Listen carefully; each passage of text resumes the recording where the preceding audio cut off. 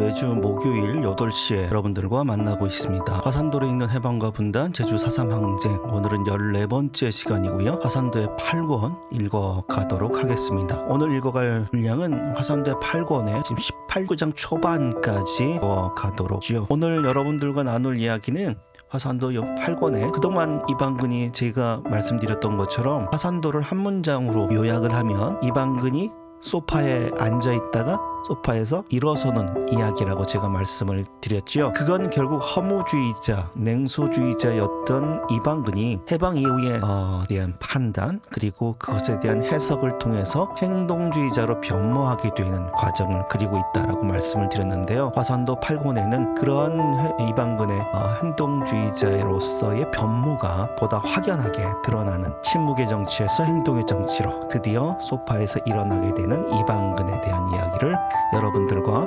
함께 나눠보도록 하겠습니다. 8권이 어디쯤에 있냐라는 생각을 한번 해보시죠. 12권이 되는 소설입니다. 화산도는 방대한 분량이고 그리고 인물들 간의 서사를 따라가는 게 쉽지만은 않습니다. 이방근의 입장에서 해방 정국에 대한 이방근의 판단과 해석, 그리고 혁명가로 변모한 남승지 입장에서 4.3에 대한 당시 봉기에 대한 혁명에 대한 이런 부분들에 대한 사유들이 겹쳐져서 일어나고 있고요. 중간중간에 8년 당시의 시대 상황을 알 수 있는, 그리고 그것이 지금 우리에게 무슨 의미였던가를 반추하게 되는 그런 사유들이 중간중간에 삽입이 되죠. 7권까지 여러분들 같이 읽었는데요. 7권까지 읽었던 걸 좀 상기를 해보죠. 봉기 직후죠.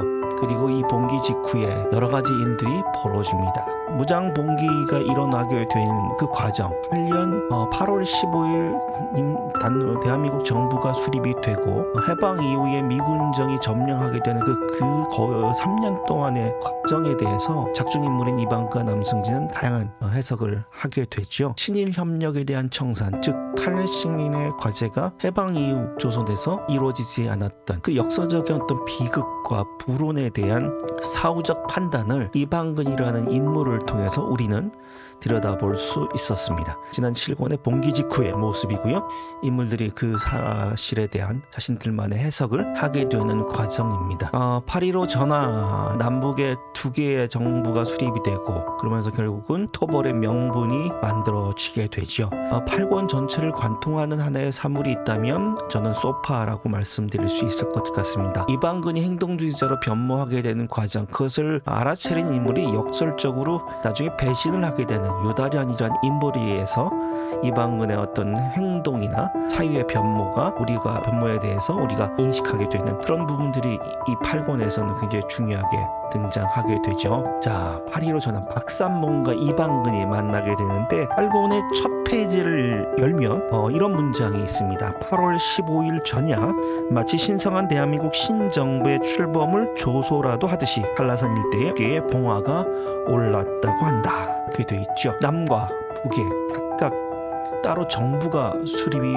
되어 버렸습니다. 물론 우리 역사라고 하는 걸 우린 이미 알고 있죠. 2개의 정부가 수립되었다는 것은 결국 분단과 전쟁이라고 하는 역사적 결과로 도래했죠. 당시 그 2개의 정부가 수립되는 과정을 지켜보았던 당대의 이방근을 비롯한 당대의 해방된 조선의 청년들은 도대체 무슨 생각을 했을까라는 겁니다. 이방근이 박삼봉을 만납니다. 박삼봉을 만나면서 박삼봉은 북조선에 인민공화국이 수립되어 가게 되는 과정, 그 부분에 대해서 일종의 든든한 지원군이 생겼다, 기댈 언덕이 생겼다라고 하는 인식을 하게 되죠. 그래서 인민공화국을 지지하는 게릴라의 입장, 박삼봉의 생각이 드러나게 됩니다. 이즈음이면 8년 해주인민대회를 참석하기 위해서 작중인물은 김성달이고요. 여러분 잘 아시는 김달삼을 비롯한 여러 명이 북으로 가게, 이 부분이 결국 제주 4.3의 성격 규정, 그리고 지금도 여전히 분단과 냉전이 빚어낸 어떤 냉전적 사고 또는 반공적 사고, 적대적 사고에서 벗어나지 못하고 있다라는 생각이 듭니다. 이렇게 2개의 정부가 수립되는 과정에서 게릴라 인민공화국에 대해 지지를 보내는 것, 그리고 실질적으로 그런 지지를 보냈던 것은 사실로 생각이 들죠. 이런 점 때문에 제주 4.3 특히 이제 입산자들, 제주 4.3은 봉기의 주체, 무장대의 주체 세력에 대한 우리 사회의 인식은 굉장히 냉전적, 방공적, 적대적 사고에 사로잡혀 있습니다. 물론 사후적인 관점에서 그들의 행동을 단죄할 수 있죠. 그들의 행동을 비판할 수 있지만 그들의 행동이 당시에 그들의 행동이 단순하게 사회주의라고 하는 또는 공산주의라고 하는 그런 이데올로기에 대한 절대적 신념과 지지가 아니라 그들이 가졌던 문제의식, 즉 해방된 조선에서 하나의 정부가 통일 정부가 수립되어야 된다라고 하는 그들의 근본적인 인식, 그리고 도대체 국가의 정통성이라고 하는 것이 어디에 기인해야 하는가라고 하는 점 우리는 좀 깊게 생각해 볼 필요가 있을 것 같습니다. 지금 8권까지 7권까지 읽어가시면서 여러분들 이방근이 가지고 있는 생각들 여러분 동의하시는 분들도 있고 어떤 면에서는 좀 비판적으로 바라보시는 분들도 계실 테지만 기본적인 인식은 두 가지로 요약될 수 있죠. 첫 번째는 친일협력에 대한 청산, 친일 청산이 제대로 이루어지지 않았다. 어디서요? 남한에서. 그리고 이제 그것이 반공주의라고 하는 이데올로기와 결부되면서 결국은 그 자신을 반대하는, 즉 권력을 잡기 위해서 자신과 반대되는 세력을 빨갱이라고 하는 낙인을 찍어서 결국은 탄압 그리고 토벌의 명분으로 삼게 되는 그런 부분들에 대한 인식이죠. 결국은 이 국가라고 하는, 즉 신생 정부의 어떤 정통성을 둘러싼 대립과 대결이 결국은 토벌의 논리로 이어지게 되는 거죠. 결국 단순하게 치안을 유지하기 위해서가 아니라 국가 정통성 두고 싸우게 되는 그러한 툼이었기 때문에 4.3에 대한 성격 규정이 지금도 여러 가지로 힘든 이유가 바로 여기에 있지 않을까라는 생각을 하게 됩니다. 이렇게 얘기하죠. 우리는 승리할 겁니다 라고 얘기합니다. 승리에 대한 확신을 박삼봉은 하게 되죠. 와중에서 박삼봉은 유다련에 대한 혁명적 경계심, 그리고 유다련과 정세의 내통, 일명 당 조직도 알고 있다고 하죠. 하지만 통적 분자 단정할 수 있을 것이냐라고 하는 의구심은 갖게 되는 것이요. 그리고 해주인민대회 김성달, 즉 김달삼 같다라는 사실을 두고 확신에 찬 독백을 합니다. 아마 이 부분은 단순하게 김석범이라는 작가가 꾸며낸 허구의 어떤 상상은 아닐 겁니다. 해주인민대회에 참석하고 그리고 북조선의 정부가 수립이 되는 과정 속에서 쉽게 말하면 민주기지론이라고 하지요. 북한이, 북조선이 지금의 봉기를 도와줄 것이라고 하는 기대를 가졌던 사람들도 있죠.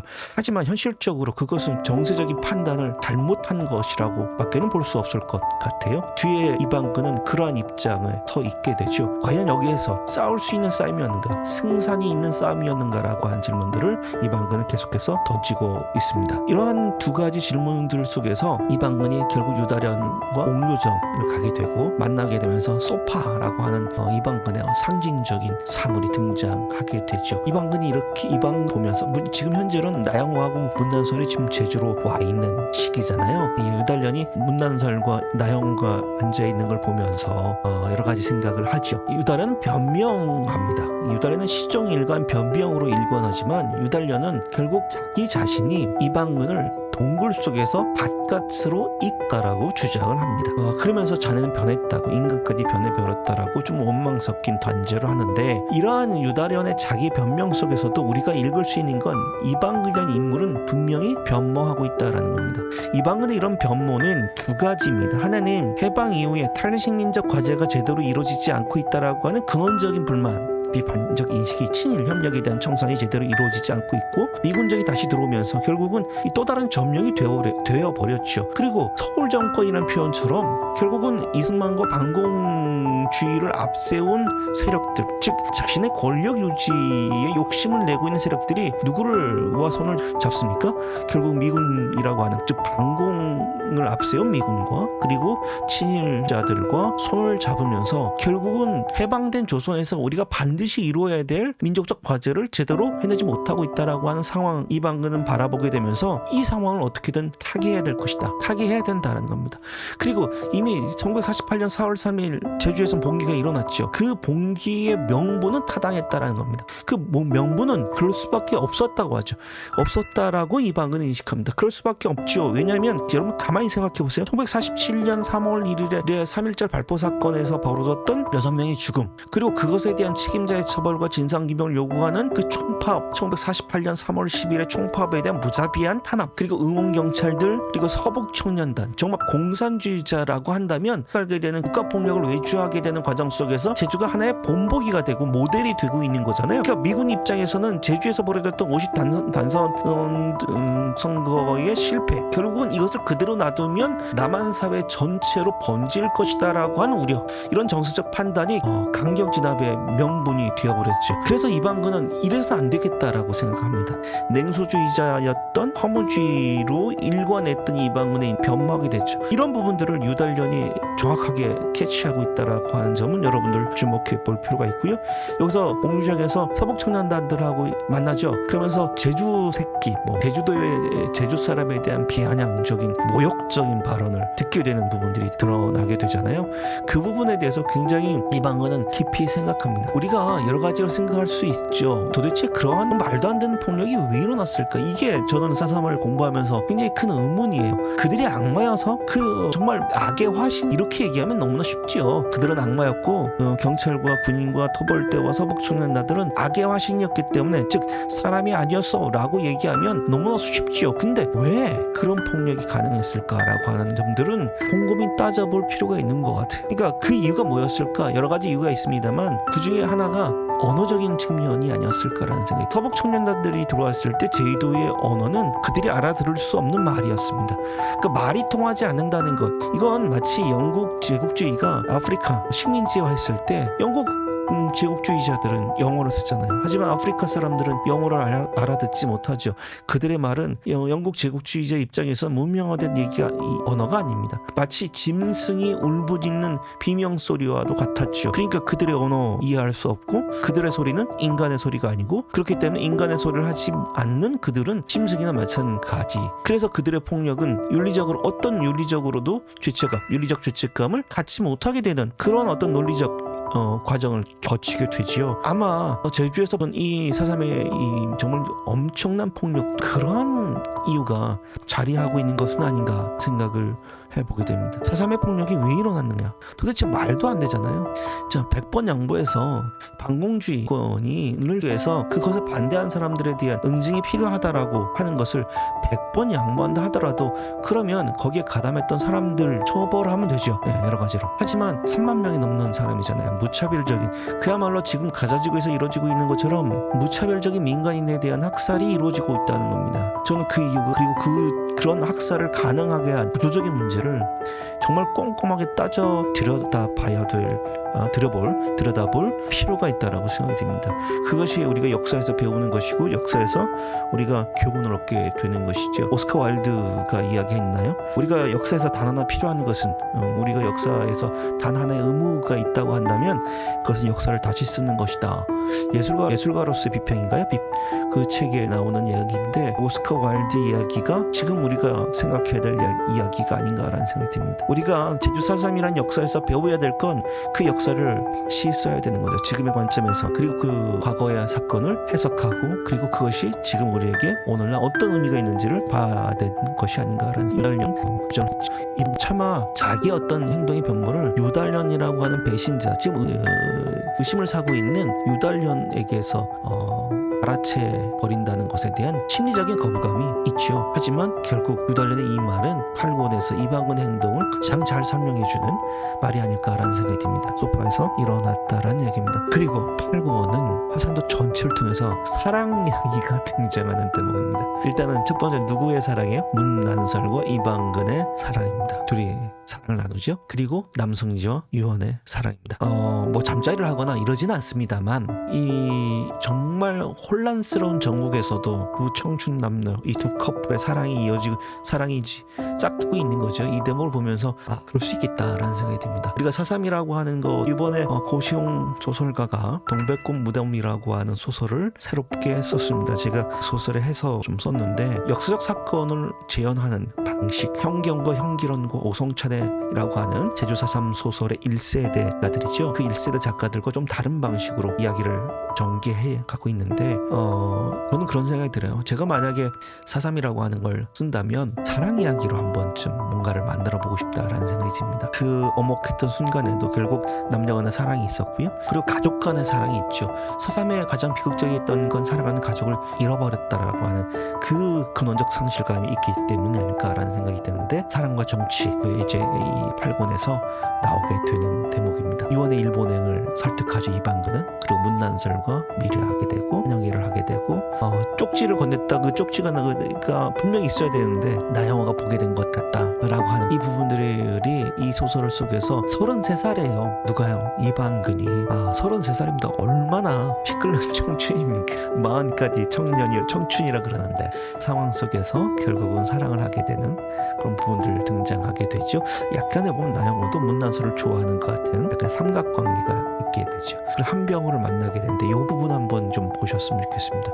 한병호가 서복과 서청을 이렇게 얘기하죠. 한병호는 서청 부단장입니다. 그들을 이렇게 규정하죠. 배우지 못하고요, 교양도 없지만 일제지배 희생자라고 규정합니다. 이 부분을 보면서 좀 동의하기가 여러분들 어렵죠. 그들을 희생자라고 규정하는 순간 그들이 행했던, 그리고 지금 벌어지고 있는 가해의 책임성은 사라져버립니다. 그들도 희생자다. 그러니까 우리가 어떤 역사적 사건에서 그 역사라고 하는 이 거대한 파도 속에서 그 모두가 역사의 희생자였지 말하는 순간 가해자의 어떤 폭력성은 그 뒷면으로 사라져 버리게 되죠. 그래서 지금 이 서복과 서청을 배우지 못하고 일제 지배의 희생자라고 규정하는 한병호의 표현은 굉장히 주목해 봐야 되고, 그것이 결국은 폭력을 이게 어떤 폭력의 어떤 강도를 또는 어떤 폭력의 강압성을 지워버리는, 마치 없던 것처럼 지워버리는 것이죠. 그리고 반공과 애국을 동일시합니다. 애국과 국가주의, 애국이라는 말이 굉장히 좋은 말이죠. 어쩌면 좋다라는 표현은 뭐 이의를 제기하시는 분들도 있겠지만, 80년대만 하더라도 70년 80년대만 하더라도 애국이라는 말하면 민주화를 외쳤던 운동권들이 주로 하던 얘기였는데, 요즘은 애국이라고 하면 뭔가 극우에 점유해버린 그런 언어로 취급되는 거거든요. 애국이라는 단어는 국가, 즉 절대적 국가주의로 이제 변모하게 되는 과정이고, 그리고 국가폭력 외주화 그리고 용역화가 되죠. 즉 식민지배 희생자였던 서북서척이 결국 가장 강력한 의 주체자로 등장하게 되는 거죠. 근데 저는 이 대목에서 톨스토이의 말을 좀 떠올려 봤습니다. 우리에게 톨스토이는 인도주의적인 작가라고 얘기할 수 있죠. 러시아가 낳은 두 문호가 있죠. 도 선생님과 우리 톨 선생님 있죠. 방학 때는 도스토옙스키 한번 좀 읽어볼 생각입니다. 지금 선집을 다시 한정판을 구매를 해놓은 게 있어서 다시 좀 볼 생각입니다. 톨스토이가 썼던 책 중에 아마 이 책이 지금도 나오고 있는지는 모르겠습니다. 제목 자체가 국가는 폭력이다라고 하는 대목이 있거든요.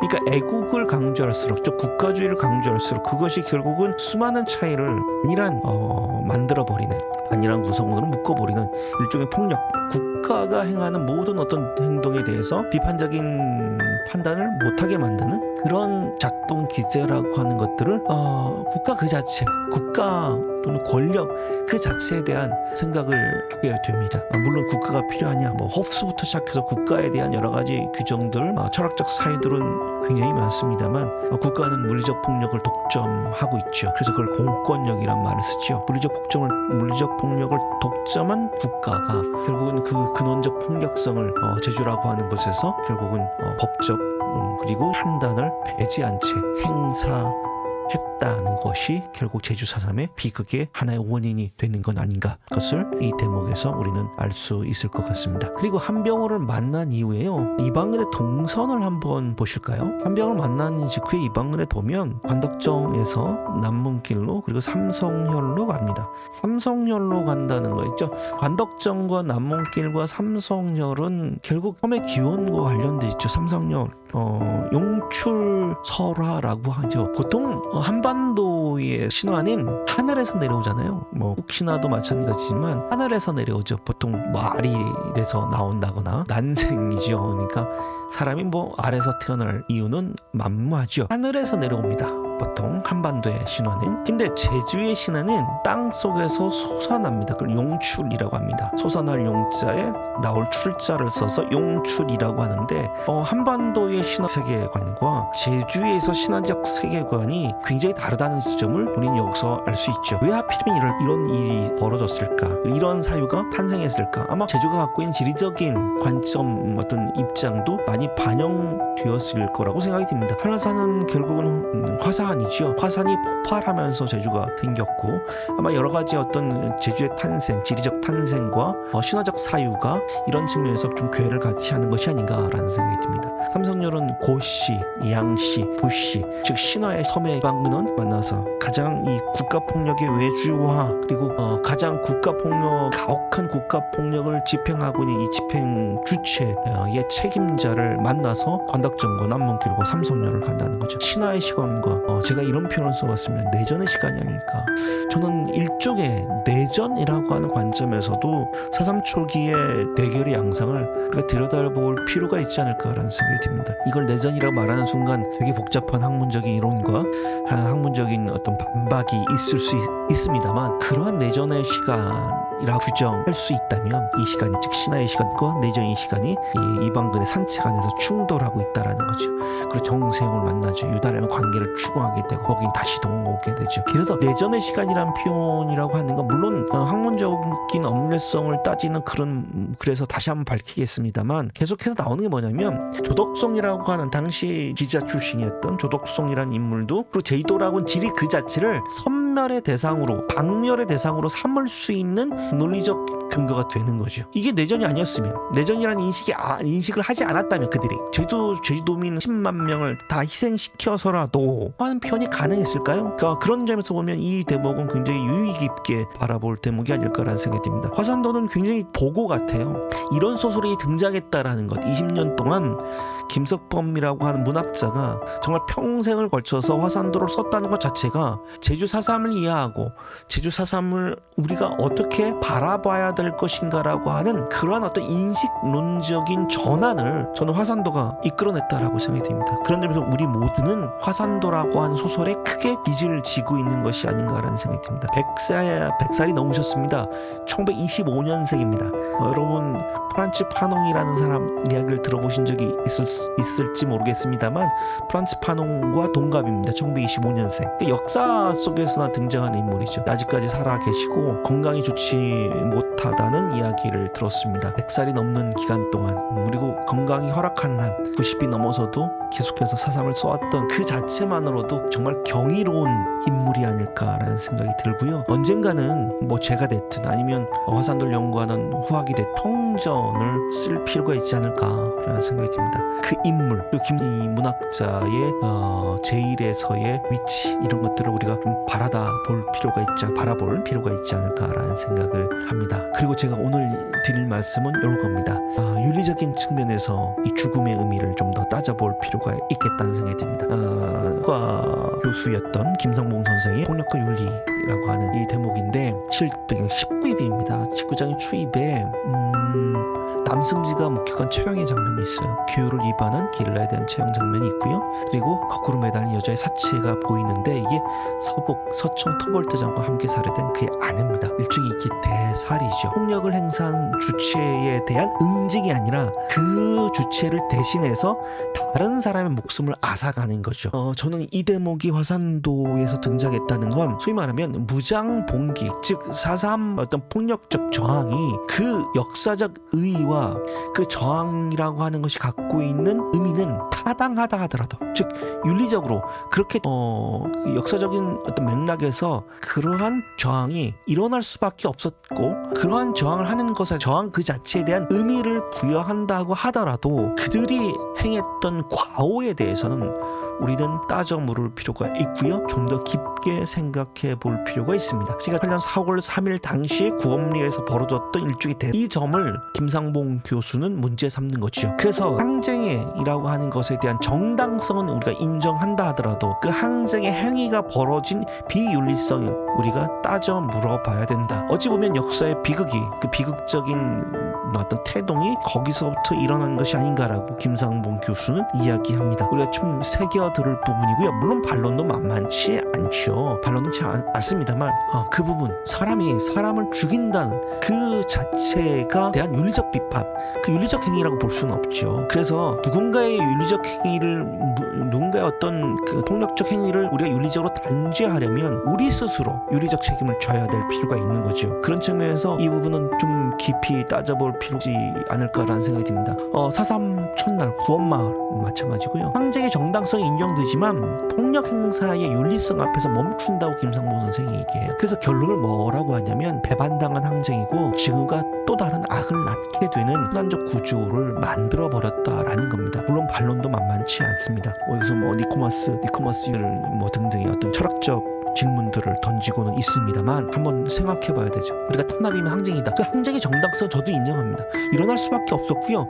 그 탄압은 너무나 과도했습니다. 그들의 폭력 앞에 폭력으로 저항하지 않으면 안 되는 거였습니다. 근데 그 폭력을 행사한 치에게 응징적 폭력으로 행해지지 않고 아내와 자식들 이게 행해졌다는 것. 저는 그런 측면에서는 우리가 좀 더 깊게 생각해 볼 필요가 있다는 생각이 듭니다. 결론적으로 이 부분이 화산도에 등장했다라는 것은 그 자체만으로도 김석범은 사후적으로 당시 무장대에 물론 토벌대가 벌였던 그 가혹한 있을 수 없는 그 학살에 대해서도 김석범은 용납하지 않아요. 하지만 무장대들의 어떤 항쟁의 정당성을 내세웠지만 결과론적으로는 일종의 김상봉의 표현대로 배반당한 항쟁이 되었던 징후적 폭력, 징후에 가까운 폭력에 대한 윤리적 판단도 김석범은 주저하지 않습니다. 저는 그래서 이 화산도야말로 굉장히 균형 감각이 있는 소설이라는 생각이 듭니다. 그래서 이 화산도를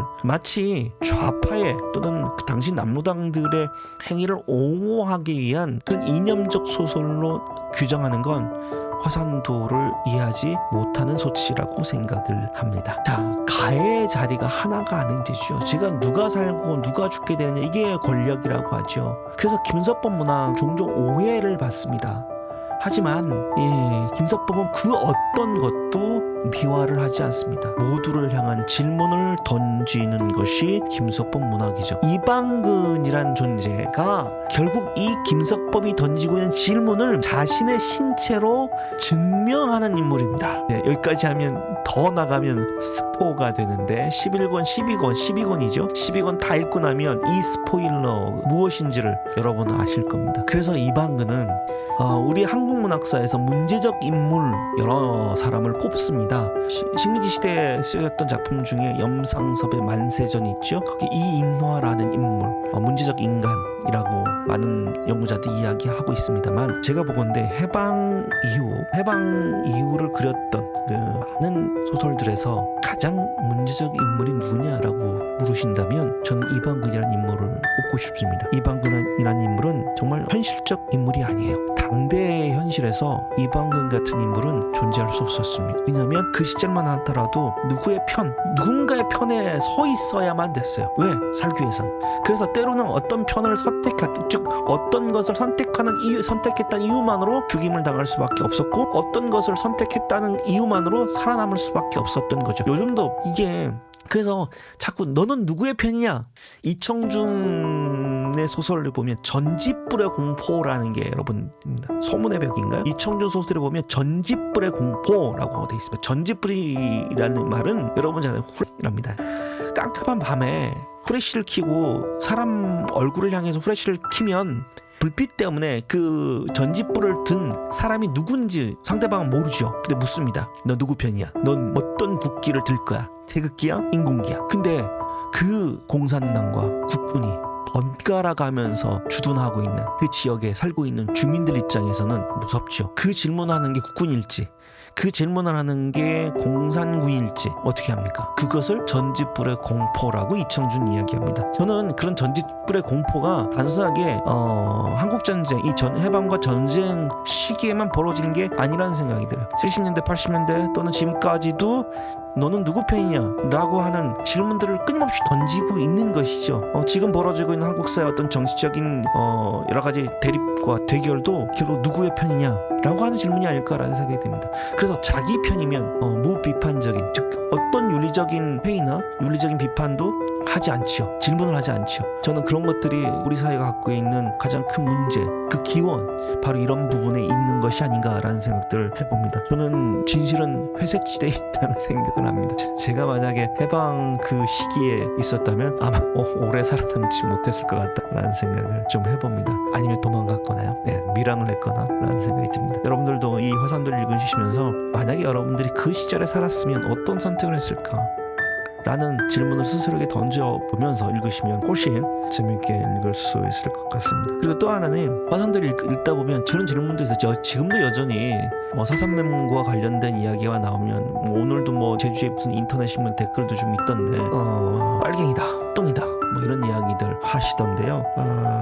역사적 사실을 확인하는 게 필요하죠. 근데 그 사실이 곧 진실을 말하는 건 아니죠. 어찌 보면 진실은 그 사실의 속에, 또는 어찌 보면 진실은 그 사실의 맥락 닿지 못하는 그 너머에 있는 건 아닌가라는 생각이 듭니다. 그래서 우리가 김석범이 쓴 화산도라는 소설을 읽는 것이죠. 제주 4.3 진상조사 보고서를 읽는 것이 아니라 소설을 읽는 이유가 사실 너머의 진실, 어찌 보면 사실로서는 다 말해줄 수 없는 그 진실, 인간적 진실을 우리가 이 소설을 통해서 확인하려고 하는 것이 아닌가라는 생각을 해봅니다. 그런 측면에서 8권을 계속 읽어가도록 하겠습니다. 또 하나는 이제 남승지, 이방근의 이야기들이죠.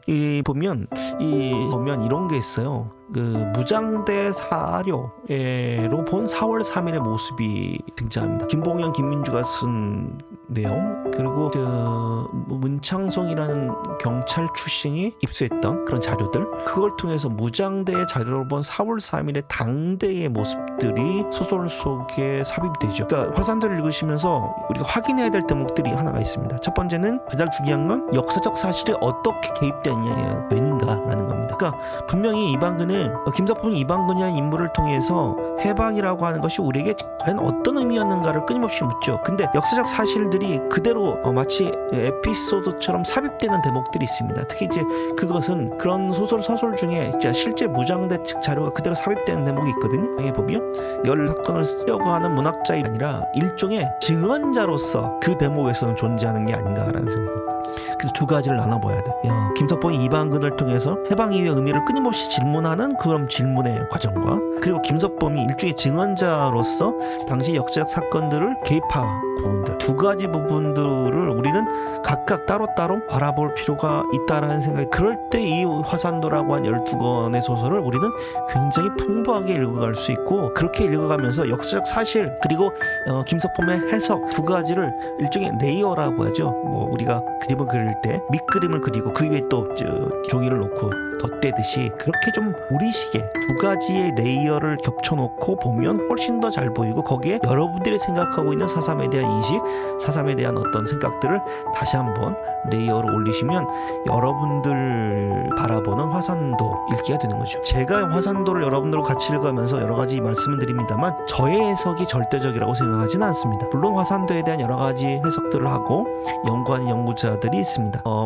연구 얘기가 나왔기 때문에 제가 한 말씀만 드리면, 화산도에 대한 연구서들이 있죠. 그리고 연구 논문들이 좀 있습니다. 그 논문을 보실 수 있으시다면 요즘 KCI라고 해서 누구나 무료로 논문을 다운받을 수 있으실 텐데, 조수일 선생, 지금 한림대에 있는 조수일 선생의 논문을 다운받아서 읽어보시면 화산도를 더 깊게, 그리고 김석범이라는 작가에 대해서 더 깊은 이해를 하실 수 있을 거라고 생각이 됩니다. 제가 추천드립니다. 지금 많은 연구자들이 있지만 가장 뛰어난 연구자, 그리고 가장 신뢰할 수 있는 연구자 생각이 듭니다. 방송을 조수일 선생이 들어야 되는데요.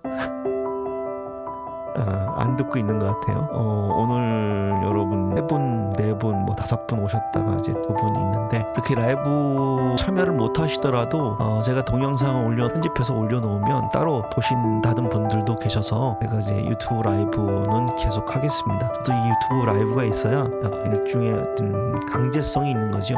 그래서 매주 유튜브 라이브를 통해서 1시간씩 여러분들을 만나고, 그리고 편집하고, 그렇게 해서 여러분들에게 좀 올려드릴까 합니다. 그리고 이제 이렇게 이렇게 뒷부분에 보면 우리들의 해방지구 제주 해방기지라고 하는 부분들, 그리고 양준 이 남승재의 만남, 남승재 이원의 만남이 되고 이방근이 결국 소파를 떠나서 소파에서 일어나는 대목까지 일어나게 됩니다. 남승재와 이원이 만나게 되는 대목, 그 사랑을 나누는 대목, 많은 분들이 여기가 어딜까 생각을 많이 하시게 되는데, 제가 소설을 이렇게 읽어보니까 이런 장소들, 그리고 당시에 어떤 일종의 해방구라고 불렸던 장소들, 뭐 신촌, 조천, 뭐 이런 장소들을 좀 염두에 두면 북촌 정도가 아닐까라는 생각을 해봤습니다. 그러니까 그 뒤에 보시면 이제 한 남승지가 나오고 있는 대목에 제가 잠깐 볼게요.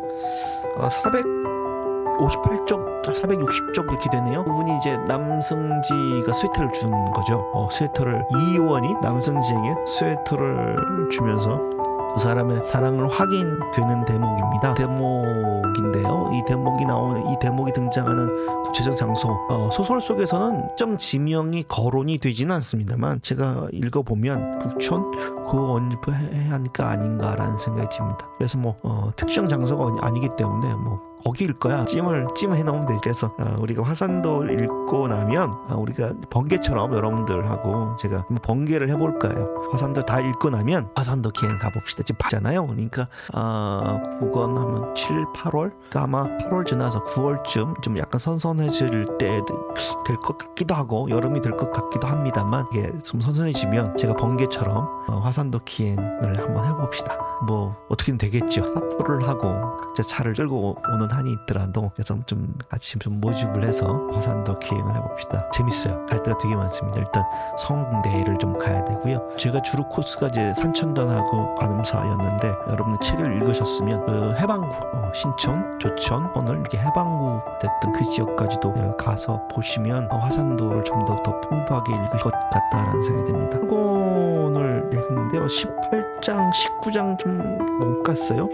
18장에서 가장 중요한 대목은 아까 여러 번 말씀드렸습니다만, 폭력이라고 하는 것이 어떻게 구현되는가 라는 것이고, 김상봉 교수의 질문, 이게 아마 중년 때 무슨 토론회에서 발표됐던 것이고 나중에 논문으로 만들어지고 책으로 나왔습니다. 그걸 읽어보면서 여러 가지 생각을 하고 좀 반론을 해볼까 이런 생각도 좀 들었습니다만, 우리 그런 지적에 대해서 또 여러 가지 생각을 할 수 있고 또 다른 이야기를 할 수도 있죠.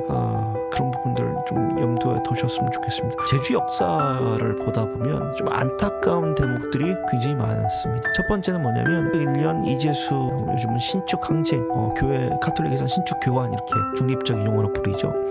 신축 항쟁 당시에서도 실제적인 목표, 응징해야 될 사람들은 프랑스 신부와 그 프랑스 신부와 부안해동했던 봉쇄관, 강봉현 이런 사람들이었습니다. 하지만 교인들이 죽었죠. 그러니까 실질적으로 응징해야 될 사람들에 대한 응징은 못하고요, 우리끼리 그래서 죽임을 당했죠. 8년 4월 3일도 보면 응징해야 될 주체들, 물론 그런 일들도 벌어졌습니다만, 정말 응징해야 될 미군에 대한, 그리고 이런 부분들이 어느 정도 됐을까라는 생각들을 좀 해보게 됩니다. 그리고 이게 봉기가 이제 48년 10월 효토작전 이후, 그리고 53년 한국전쟁이 벌어지고 난 이후에는 소위 말하면 무장대 안에서도 이제 이해할 수 없는 일들이 벌어지곤 해요. 그래서 그런 부분들 좀 잘 들여다봐야 될 것 같아요.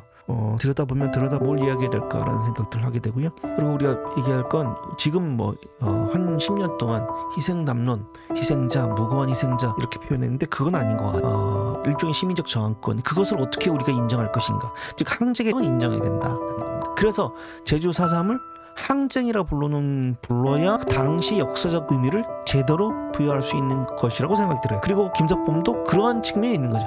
하지만 그들이 행했던 역사적 과오들까지 우리가 끌어안자는 건 아닙니다. 그 역사적 과오는 과오대로 비판할 필요가 있는 것이죠. 그리고 그 과오를 비판할 때 우리는 더 뭐 할 수 있어요? 국가폭력이라는 이름으로 벌어졌던 수많은 비극들, 그것에 대한 책임을 더 강렬하게, 더 가열차게 책임을 물을 수 있다는 것을 8권에서 김석범은 결국 이야기하고 있는 것이 아닌가라는 생각이 듭니다. 8권까지 읽어가 봤습니다. 화산도 가면서 책을 읽는다는 것, 그죠? 좋은 일이죠. 저도 방학 때 좀 읽으려고 박스를 샀습니다. 이것저것 책을 보는데 읽는다는 행위는 결국은 혼자만의 내 시간을 견디는 것만은 아니라는 생각이 들어요. 우리가 어떤 책을 같이 읽는다는 것은 그 책을 같이 읽음으로써 우리는 같은 시간을 공유하는 것이고 같은 정서를 나누는 것이요. 그것이 결국은 책을 읽는다는 행위를 통해서 우리가 하나의 개인이 아니라 사회적 개인으로서 함께 살아가고 있음을 인지하는 순간이 아닐까라는 생각이 듭니다. 저도 이제 골방에서 이 유튜브 라이브를 하고 있습니다.